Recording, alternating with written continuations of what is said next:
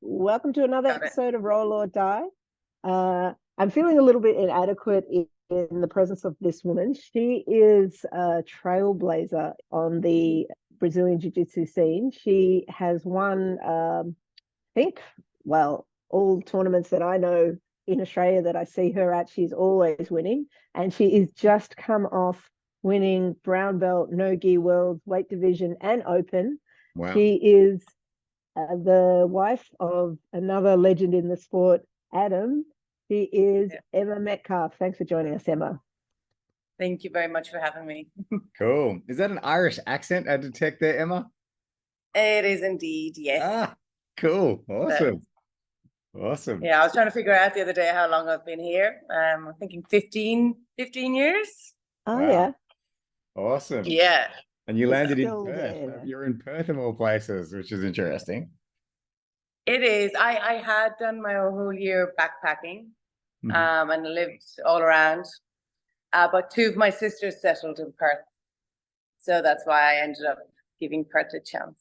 Beautiful. Nice. So Wow. is that where you started in Australia and you've finished there, or did you do any other? Yeah, I flew into Perth always, just to see family first. My sisters had kind of moved out here from the age of, I was 5. I was the youngest of 7. Mm. So I always knew that I was going to grow up and move to Australia. Used to watch Home and Away and Neighbours and Country Practice, and Wow. thought that was the lifestyle for me. But yeah, they were in Perth, and to be honest, I found Perth quite hard to settle in as a backpacker when you didn't have a car or know people. So I did live in Sydney and up the coast and travel through all the different areas, from up to Cairns and back down again. Loved it all. But yeah, family drew me back to Perth. That's amazing. Yeah, family's where it's at. But I can't, not many people would know what the experience like, and I'm sure every family is different, but what is the experience like of being the youngest of 7 children? That's epic. We can do a whole show about that before we get to the jiu-jitsu stuff. It does make you fight to be noticed. No, I was lucky. I was spoiled rotten being the youngest. I got away with murder. Yeah. So, and I was a cute baby. So yeah, I can imagine you'd be a cutie. You'd be one of those cute babies. Was there anything my mom said? You were lucky you were cute. And actually, I don't know what speaking happened to you then. of family, something I can't believe I left off that's like a really big part of how I know you as well is that you've got two boys. How old are they? They're still quite young, yeah? Yeah, you might hear them screaming in the background every now and again. School holidays. So Loki's 8 and Neo is 6. I mean, what cool Wow. names. Holy moly. Yeah, Loki, God of Mischief. Yeah. Neo was a PlayStation game. Amazing. Interesting. I love That's that. cool because actually my oldest son, Kane, was actually named after a PlayStation game as well. Legacy of Kane, Lord of Chaos. So yeah, So we've got that good. in common. Yeah. Yeah. But how do you do it? Like, how do you juggle having, I mean, I've got kids as well, but mine are way older, with the training that you do? It's a lifestyle. They train. They love it. Mm-hmm. From day one, Loki was like literally crawling on the mats, and so was Neo, and they were eager and still are to always be on the mats. Like, they love it, and I think they see what we do, and they're around it all the time. So it's good for us. It's our gym, so it's our second home. I think it would, and we try and make it that way for everyone else as well. And I think that's what makes our gym very appealing to a lot of people, especially families. It's very family orientated, kid friendly. The classes are massive for the kids. They're huge. They're just growing, and we've got a very successful team behind us and beautiful people that support us. And then the parents do because the kids do it. So it's just the culture that they're in. So it helps me because I'm constantly surrounded with like-minded people. Beautiful. I love that. Do you think that, like, with the kids, what percentage of this is nature versus nurture for, their love for or desire to be on the mats and in the gym and everything else? Like, do you think it's possible they were born to and would never have gone in there, or do you think you've just totally nurtured them to be in this space? Look, to be honest, I never knew of jiu-jitsu, heard of jiu-jitsu, or done martial arts till I met Adam. Mm-hmm. I met him outside of it. Mm-hmm. And to be honest, I had dropped a friend off to his gym before and walked out going, that's the scariest looking place in the world. There's no way I'd step foot in there. So a huge part of it is Adam and how much it's his life and how amazing a lifestyle it is. Like, who gets up in the morning, gets to go for a swim in the beach, go surfing, have coffee, go and meet with your friends, have a roll and a hangout, and that's your day. Like, wow. Yeah, I'm jealous. You got me. It's a work life. Like, it's amazing. So all of a sudden I'm like, oh, I could be a part of this. This looks like a lot of fun. And the people I met were so humbling, and so kind and so welcoming. Like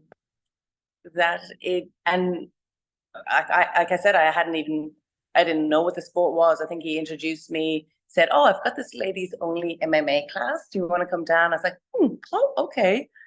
And I think after 2 classes, the girls all in said, can we just turn it into a BJJ class? Right. And that was it. I was doing it for a few months, just on a Saturday morning as something else to do. So, and then the kids, it's a case of they love it and they're really good at it as well. So that helps them, I suppose, enjoy it a lot. So absolutely. And you guys, you compete a lot as a family. So you travel internationally as a family. Yeah.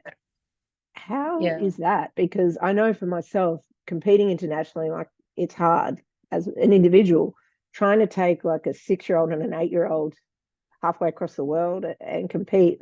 How is that? I've done it since they were babies, and every single time it has been a nightmare. Something has always happened. There's always been delayed flights. I swear Adam's jinxed. Every flight gets delayed.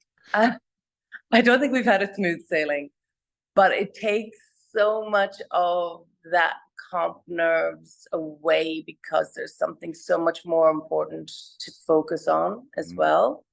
That when I step on the mats, then I'm on that mat, I'm getting that done, but then I'm getting to my family. So it's very much like, I started competing as soon as I finished having Neo. So Neo was 6 months with me. I was breastfeeding him on the side. My name was getting called up and I had to like hand him over to Adam. And Adam's like holding the baby, videoing, coaching, and trying to distract Loki at the time, who was 2.5. And I think the girl who I was competing against, her mom came over and took Neo to help out as I was trying to choke out her daughter. And I'm just like, what on community this is. That people are still willing to support you.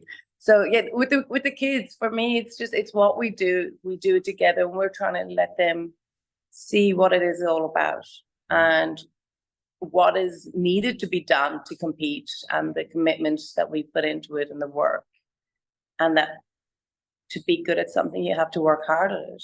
And I think for them, it's a really good life lesson. Some people seem to win more than others. I can't quite put my finger on how this works, but I feel like when people win, then they win more, and then they win more. Like I tend to lose. I'm just gonna be honest. Like last comp, 3 matches, 3 losses. And my coach is like, "Don't worry, people lose." But then we get people like you on the show, and they just keep winning. Like, I want to get to the source of this, not just for myself, but for others out there. Like, what happens when you lose, or do you lose, or how do you cope with loss, or how did you start winning? I don't know. Talk something about that. I did. I started winning straight away. Okay. I had Adam as my coach, and I listened. All I had to do was listen to him. and it worked. He understood the game, and I was literally his puppet on a string. Like that connection of, I suppose, a relationship and trust in your coach, and being your life partner. It's, you know, you do exactly what they say, and you can hear them, and you don't doubt anything, and you just do. And yeah, I succeeded with that for a long time. And I did have someone say, "Oh, you know, you should try to do a comp without him in your corner just to see." I was like going, "But why?" That's I was like, "Why would I do that?" Yeah. But then I went over to Worlds as purple belt, and it was master ski. And unfortunately, his fight and my fight ended up exactly at the same time. Right. I was like, it's a 4-day event, the largest competition in the world at the time. And what are the odds? We're on the same time, and 2 children, and trying to find someone to mind them. Wow. In America, like anxiety going through the roof. Thankfully, we met someone from Perth. They were like, can you just like keep an eye on them while we run our separate ways? And I remember stepping onto the mat and go, "Oh, this isn't the best time to test this whole strategy of not having my coach in the corner." I jumped on and I was like, "Okay, what do I do? What do I do?" So I just listened to what the other coach was saying to their competitor. Oh, wow. And that's how I won that fight. Amazing. They were like, "Watch out for the triangle." And I was like, "Oh, there is a triangle here. Awesome, thank you." That's it. That's where you got to learn Portuguese if you're going against someone that's Brazilian and their coaches are speaking Portuguese to them. You can't always understand what they're saying. That's the only time that a lot of that's just distraction, though. I find, especially that will get in your head too much. The losing aspect, I've definitely lost. Okay. And I did lose last year in this year in Worlds in Gi in my first fight, and that I took it that I knew why it happened. I wasn't switched on. We had a lot of flight delays and stuck in customs for 5 hours. Then missed our connecting flight, had to Uber in, didn't get in till 4 a.m, and I had to compete that day. Wow.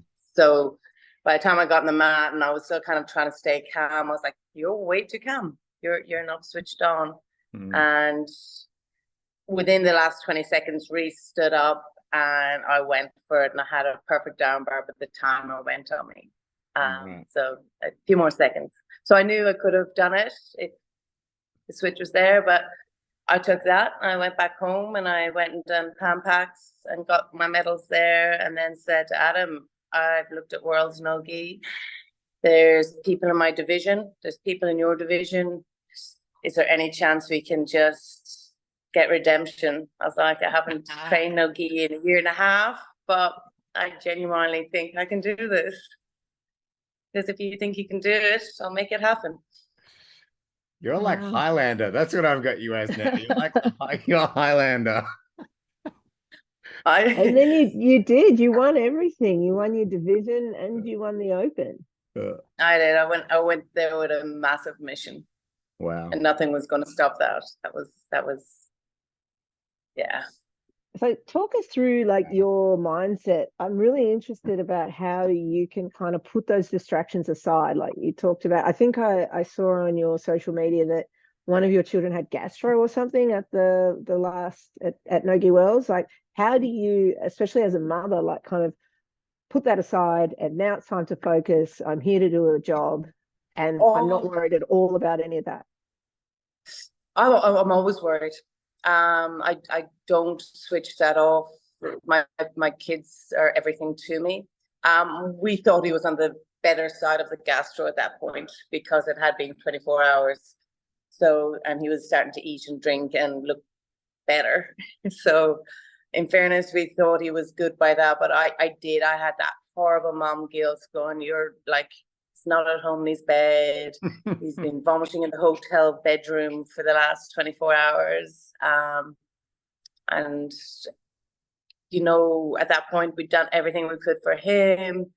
And he was on the better side of it all. So we thought. And I'd support. We traveled with 2 people from our gym as well that were competing. and they were amazing. Twee and Jeff, and they were amazing support as well. And they spent the time with the kids when I had to step on the mat and Adam had to coach. But to be honest, my kids were hanging off that banister, looking over the mats at me too. So just knowing that I have other people there who have my back while I'm stepping on the mats and have my kids is everything.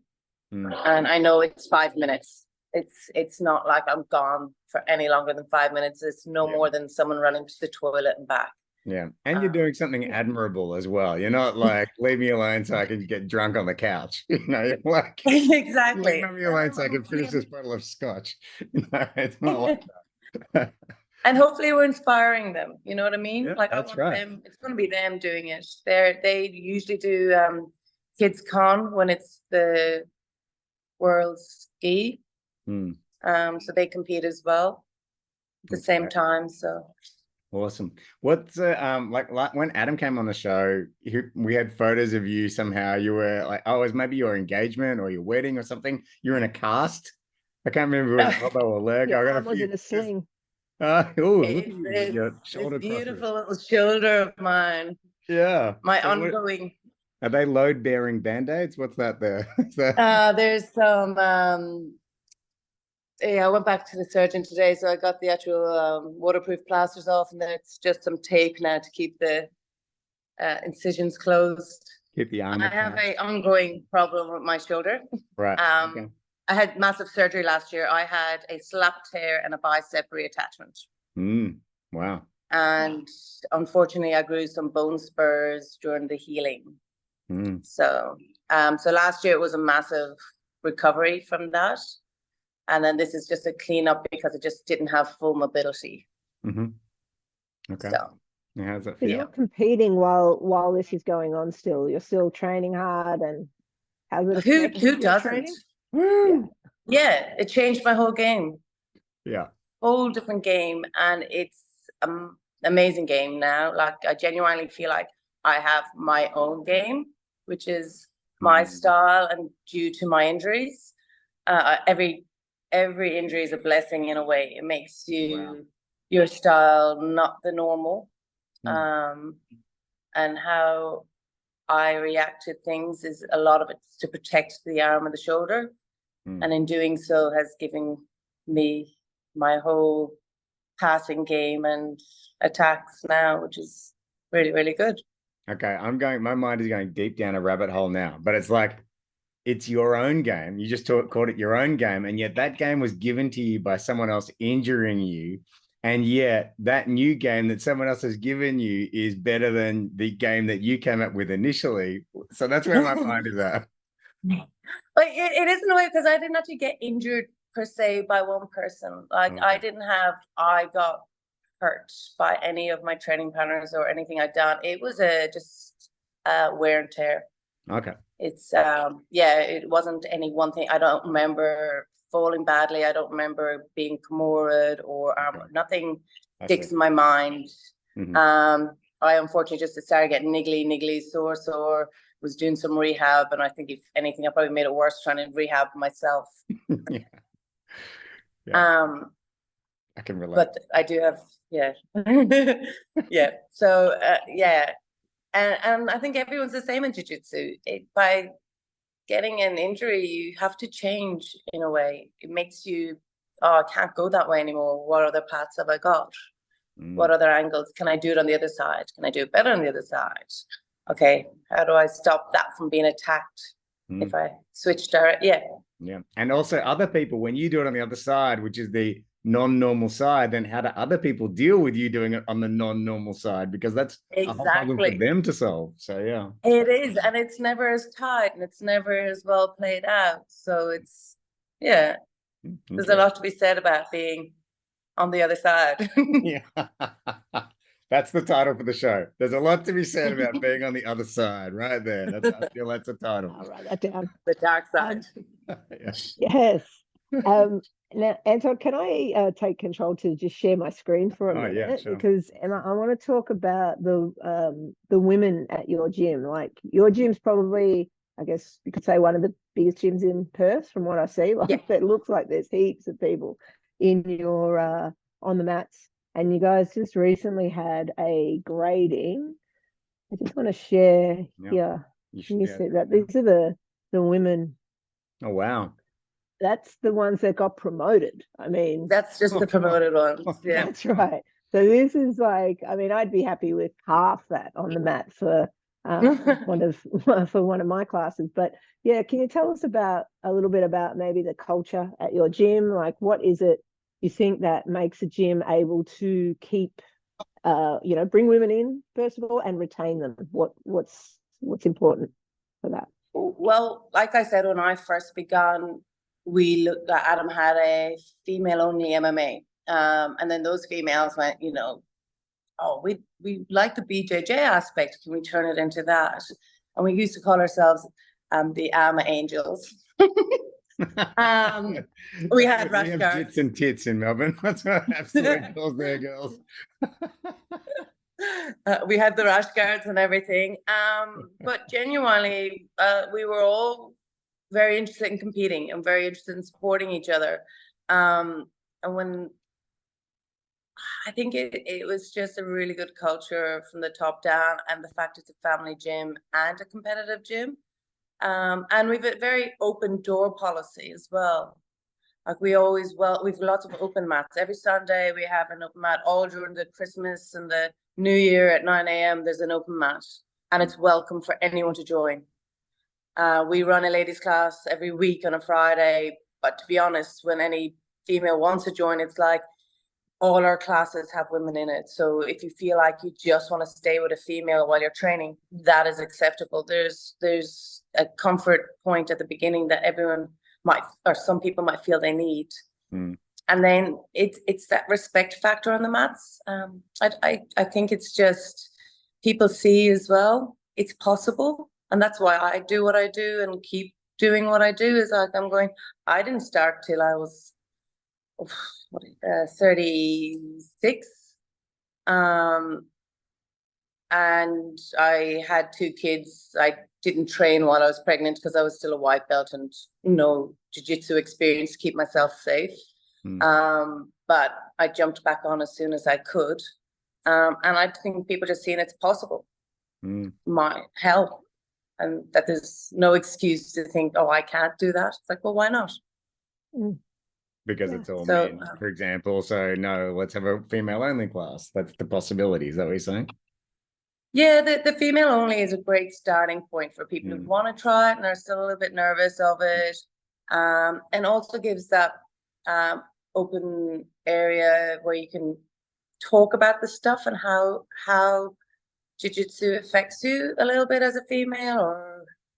Or we've always been very, very good at growing our females and as a team, and the culture is great. And then we have specific comp classes for those that want to go hard. We've got tech classes for those who just want to do the tech and do a little bit of rolling at the end. Like it caters for every need, which works out really, really well. And I think just our coaches are really good coaches at supporting male and females on the mat. Like it's just massive. And now we've got 2 female black belts under Adam. We had 3 in total. Adele was teaching with us for the last 3 or 4 years. Adele, so that was amazing to have as well. That definitely helped all of us see what is possible for a smaller female to make it Adele at such a high level. Are we talking about? Yeah. Wow. Yeah. Wow. Yeah, she's a powerhouse. So she's not living in Perth anymore, has she? She's moving back home to Melbourne this year, okay. end of this year, start of next. Cool. Yeah. So yeah, her partner's finished studying dentistry. So I see. That's sad for you, but happy for us because we got Adele back. So we lent you our Adele. We need her back now. Okay, I got a question for you. I got a question for you. It's a total sidetrack, really, but I'm just fascinated, and I like to kind of drill into people's thoughts.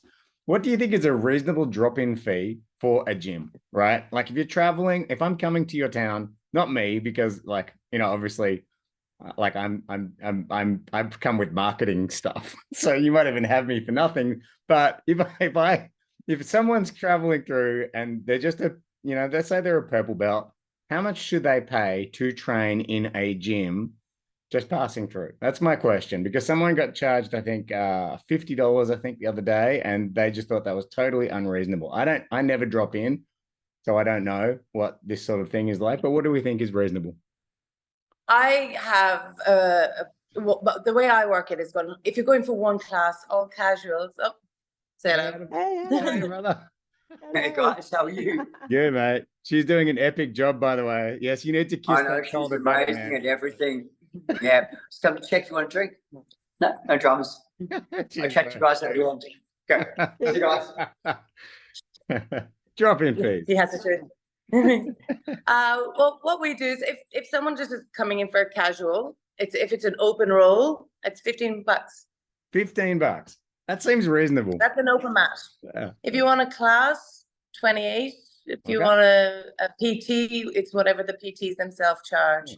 Okay. If you're staying around for a week, I would charge you the price of what a membership week is. Okay. I'm not going to keep charging you like 28 per every class if you want to come to 3 classes or 4. Like, Yeah. that's just rude. That's Yeah. like 50. We do $55 for the whole week. If you're, you know what I mean? If you're just dropping through, it's like you're visiting, you want to be around. Like that's how it is. And we go, if you're coming in to roll and you want to just have a drop-in rate of $15, and that kind of helps pay for the cleanliness and Absolutely. chemicals and the rent and the electricity and just keeping a business up and running. Seems completely without reasonable to going- me. Okay, that's like I'd be happy to pay that. So yeah, thank you for sharing that. I'm just trying to get some ideas about what's out there. Awesome. Yeah, that's me personally. I think if someone's a guest or they've gotten contact with you beforehand and you know them, or like if it was a woman shadow or like they're connected to you somehow, we generally don't do anything at all. Like it just depends. Yeah. But yeah, a guest is a guest at the end of the day. If they're just passing through and doing a one-off, the first one's generally always free. Yeah. If you want to stick around for the week, then you just kind of go, right, let's sort something out. Yeah. Awesome. Awesome. Yeah, it makes sense. That's my And- thought. So you've had a pretty big year in 2023, but what's the plan for next year for 24? What's on the agenda? I want redemption of World Ski. So I'm going back for that as a brown belt. And I want Adam to podium, and I want my boys to podium, and I want us all to come home with medals next August. So Nice. we managed to do it 2000 and what was our purple belt? The year before last we done it. But yeah, definitely want to do it next year. I want all my kids podiuming, and I want a podium as well. Awesome. All the So- anxiety will be worth it. All of the plane trips and the surgeries and the You know, it's all worth it. I wouldn't give up jiu-jitsu. I wouldn't stop what I do. I couldn't even keep me off the mats yesterday. But there was a female open mat in Perth. And I was like, oh, I'll just go down and support and just watch, and, you know, I'll keep myself safe. And I was just like, oh, there's so many ladies here. I'm just going to jump on and roll. I'll be Yeah. fine. yeah. It's just like, I can't resist it. Yeah. It's Do you think you everything. could stop if you had like I can't imagine. I'm 50 now. I cannot imagine ever stopping. Like it's going to take something very major to stop me. But yeah, what would it take to have you stop, and then what would you do? There's nothing. I've had spine surgery. I've had knee surgery. I've had shoulder surgery. I've This is all Adam's fault. Adam introduced you to all this. and there's nothing. There's Okay. nothing. I'll always. It's just there's so much to learn. Like even if I can't do something, even if I'm hurt in a way, or you can learn it in another way. Like there's so many famous people out there doing it, like with a disability or Yes. you know, there's no excuses. That's what I love about jiu-jitsu.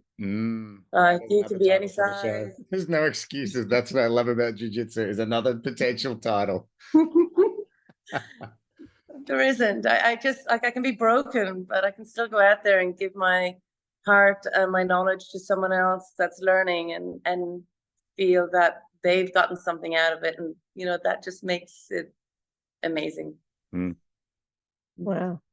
I think I know the answer to this already, but So when you guys are all competing, and if one of you does well, and such as happened, for instance, at Worlds, but then someone else doesn't do so well, how is that as a dynamic, like either between yourself and Adam, or with the kids, or is it like happened everyone's this year. celebrating the other's success, or can you kind 100%. of, yeah?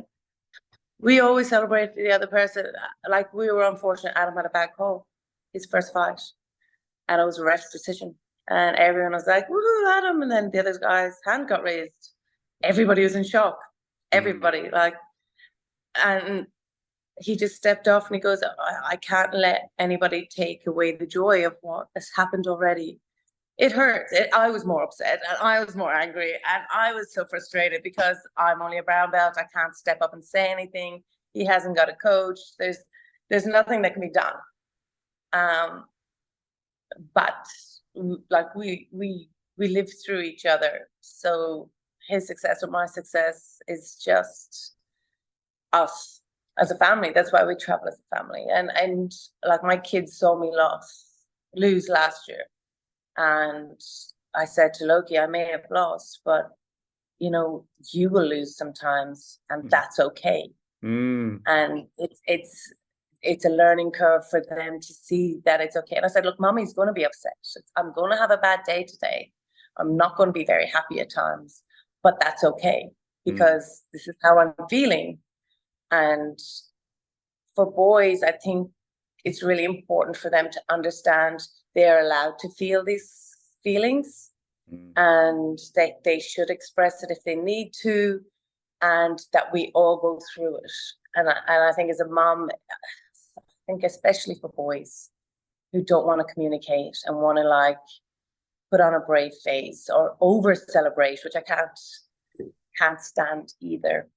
I say you need to treat the person that you just competed against with respect. Yeah, so and true. Acknowledge that they have a loss. Yeah. And that's the learning stuff for me. And that's what Adam, and how he held himself and how he reacted and how he didn't, you know, throw a hissy fit. For me, I can just keep showing that to my kids. I'm like, see, this is how you behave and this is how you treat people. And, you know, I would never be a ref. It's the most petrifying job in the world. Like, I have so much respect for those men and women out there who are willing to actually referee, that there's no point in getting angry at them either. They're just doing what they think is right and what they saw. So, you know, and that's what we're trying to teach them. And jiu-jitsu, someone else's game just might match yours on the day. It doesn't necessarily mean they're better. It's true.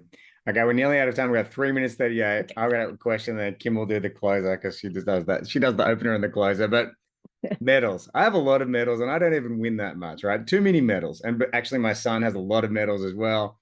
So I know what it's like with a father-son competing in jiu-jitsu. It's ridiculous how many medals we have, right? So you must have a lot. So what do you do with all the medals? Like at a certain point, it's ridiculous. Like it's breaking the wall that they hang on for us. Like, what are they in a box? Are they in a container, a shipping container somewhere for you guys? Like, what's the medal situation? They're just thrown in a bucket. Yeah, you got a medal bucket. Yeah, fair enough. The boys have one in their rooms, and the ones that are really important we put on the wall at the gym. Yeah. But otherwise, the rest of them are all in another like bucket in the gym. Yeah. There is nothing strong enough to be able to hang up to hold them. We have our display on the gym of all the ones that are international.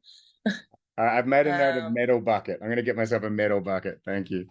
That's my takeaway. I'll send you a photo. Thank you. Thank you. Awesome. And yeah, we're nearly out of time, Emma. So just within the last 2 minutes, have you got any final words for our listeners, especially, you know, from your perspective as being a female in the sport, you said a couple of times like you're only a brown belt, but I mean, you're one of the best brown belts in the world by the look of it. So can you share with our listeners any thoughts on that? Just keep training.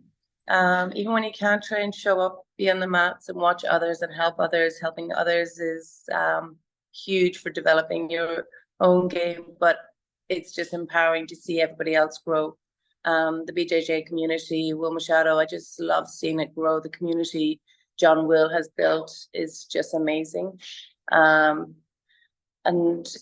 you know, even if your kid is sick, spend the time with your kid. That's fine. It's not going anywhere. Jiu-jitsu is always going to be there, you know. But just make that time for yourself to do it. That's the main thing. I don't think I was a natural straight off the bat with it. I just work really, really hard at doing it. It's not like something I went and going, yeah, this is easy. It's like, no, it's not. It's not. It's complicated and it's busy and there's a lot to it and it's body breaking, but it is fascinating. It's exciting, and the friendships you make and the bonds you make, and the people you meet are amazing. So it's a wonderful community. Stick with it. There's always ups and downs. Everybody goes through them. It doesn't matter what belt or what level you're at. There's definitely negative days in your game and there's plus days, but that's a heartbeat, isn't it? That's what makes you know you're alive. So, awesome. yeah. Thank you so much. And well, we look forward to seeing what 2024 brings for you and you tearing it up on the world stage. Look forward to seeing you on the mats at the next competition. Woo! Awesome. Thank Look forward to you. seeing you guys too. Cheers. Thanks, Take Emma. Thank you. Peace out. Bye. Bye.